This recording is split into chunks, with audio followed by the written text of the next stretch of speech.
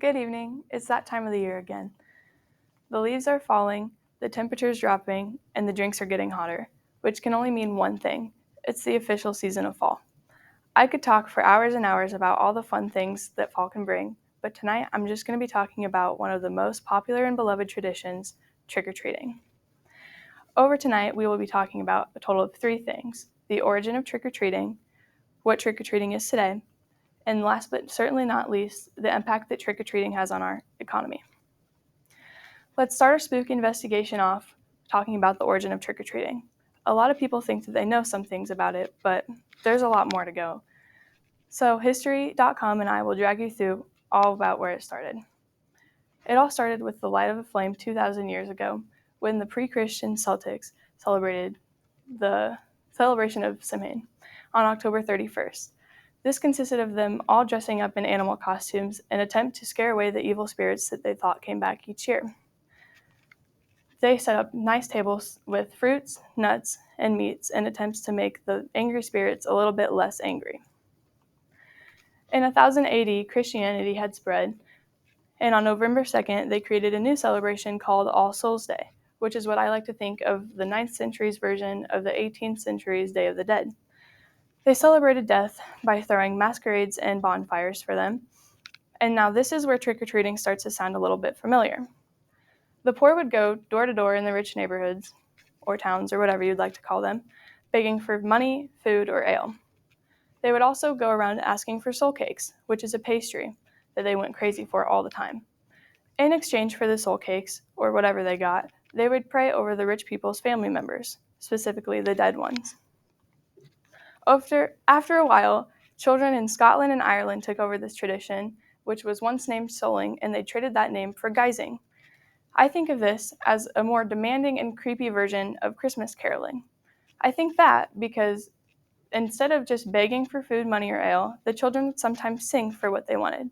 And if they weren't seen singing, they could be seen making tricks for a treat.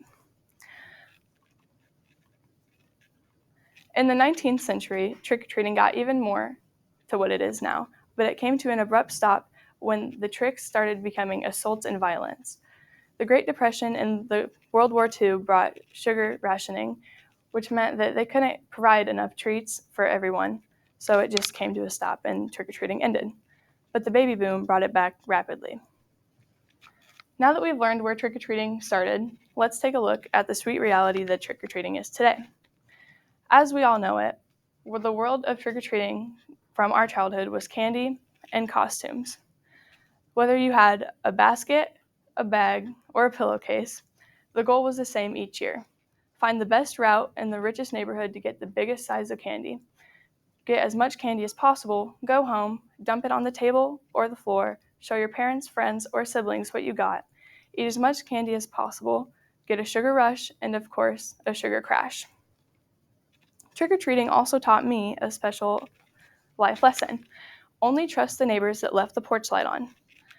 Leaving the porch light on signifies a lot of things in trick-or-treating.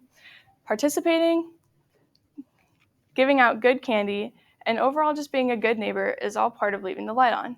A pro tip for neighbors that leave the light on: if you're going to give out apples, toothbrushes, or raisins and you think it's funny, just shut the light off and go to bed, because you're not doing anybody any good. All right, on to our last point. We will be talking about the effect that trick-or-treating has on our economy. NASDAQ is a very popular stock website, and stocks are growing more and more popular each year over the past decade, and they will continue to grow in our life. NASDAQ proved that last year, Halloween and trick-or-treating itself made $9+ billion, which is 0.5 billion more than we made the last year. That's 5,000 millions, and there's 1,000 thousands in each million.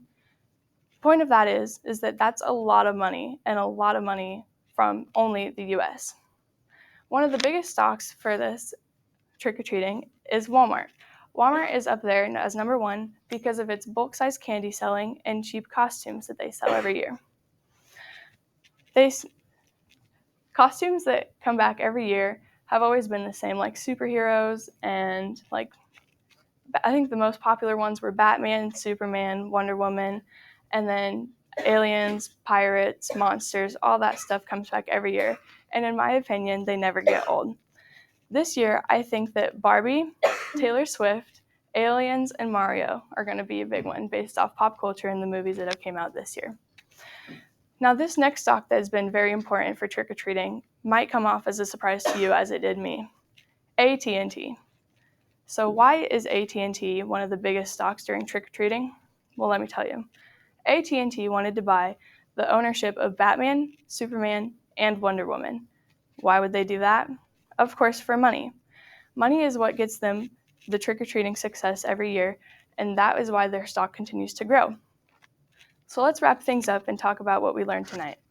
We learned the origin of trick-or-treating, the trick-or-treating in today's reality, and last but not least, we learned the impact on the economy.